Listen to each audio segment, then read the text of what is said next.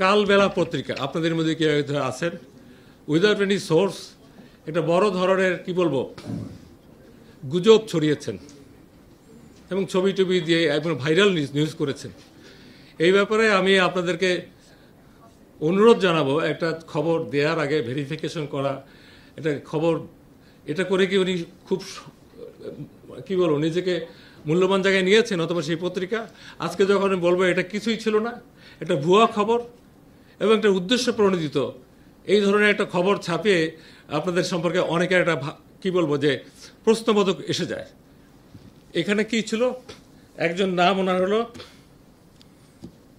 মির্জা সবেদ আলী, একটা ভুয়া অ্যাকাউন্ট খুলেছিলেন পদ্মা ব্যাংকে। এটা হলো আমাদের লক্ষ্মীপুর, তাই লক্ষ্মী বাজার নাকি লক্ষ্মীপুর বাজার বোধহয় হবে, যাই হোক পদ্মা ব্যাংকে অ্যাকাউন্ট খুলেছিলেন ভুয়া, এবং 2000 টাকা দিয়ে অ্যাকাউন্টটা খুলেছিলেন, 2023 সালে খুলেছিলেন।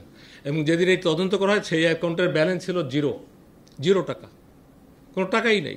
আর 3 কোটি টাকার একটা কি বলবো যে ফলস একটা ব্ল্যাঙ্ক পাওয়া গেল কোথায়, কোন রুমে, কোনো তথ্য নেই। সে সাংবাদিককেও ডাকা হয়েছিল, উনিও কোনো সদুত্তর দিতে পারেননি।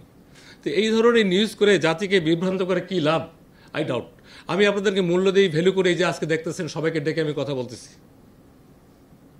কারণ আপনাদের মাধ্যমে যে খবরটা যাবে সেটা প্রকৃত খবর যাবে, প্রকৃত খবর জাতির জানা দরকার।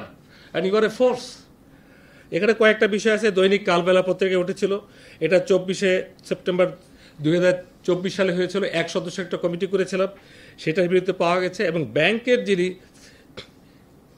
ম্যানেজার ছিলেন, আমরা KYC বলি, নো ইয়োর ক্লায়েন্ট, এইটা না করে, ফর্ম পূরণ না করে তাকে তার অ্যাকাউন্ট খুলে দেওয়া হয়েছিল। যেই ঠিকানা দেওয়া হয়েছিল সেই ঠিকানা সে আদৌ থাকে না।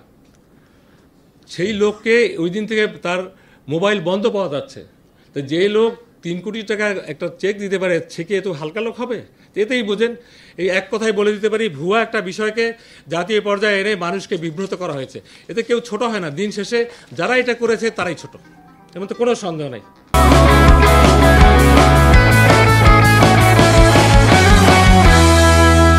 এই ধরনের অ্যাকাউন্ট খোলার আগে বাংলাদেশ ব্যাংককে আমরা অনুরোধ করব, সমস্ত ব্যাংকে যেন নির্দেশনা দেয়, এটা আছে তবু আবার নতুন করে ব্যাংক খোলার ব্যাপারে কি কি নিয়ম মানা হবে, এটা বাংলাদেশ ব্যাংকে লিখবো, যেহেতু বাংলাদেশ ব্যাংক গার্জিয়ান ব্যাংক।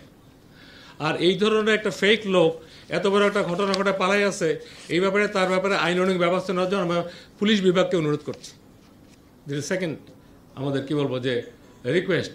আর প্রথম যেটা হলো যে আমরা তথ্য এবং যে মন্ত্রণালয় আছে সেই মন্ত্রণালয়কে রিকোয়েস্ট লেটার দিব যে আমরা আপনাদের যে মিডিয়ার সাথে যাদের তথ্য মন্ত্রণালয় সম্পৃক্ততা সবচেয়ে বেশি না, যাতে আপনার তথ্য সম্প্রচার নাকি এই মন্ত্রণালয় যাতে এই ব্যাপারে প্রয়োজনীয় উদ্যোগ নেয়, নাথিং মোর। আমরা জাস্ট একটা তাদের নোটিশে দেবো যে এরকম ঘটনা ঘটেছে, আপনারা এই ব্যাপারে এটা একটা তাদেরকে ডাকতে পারেন।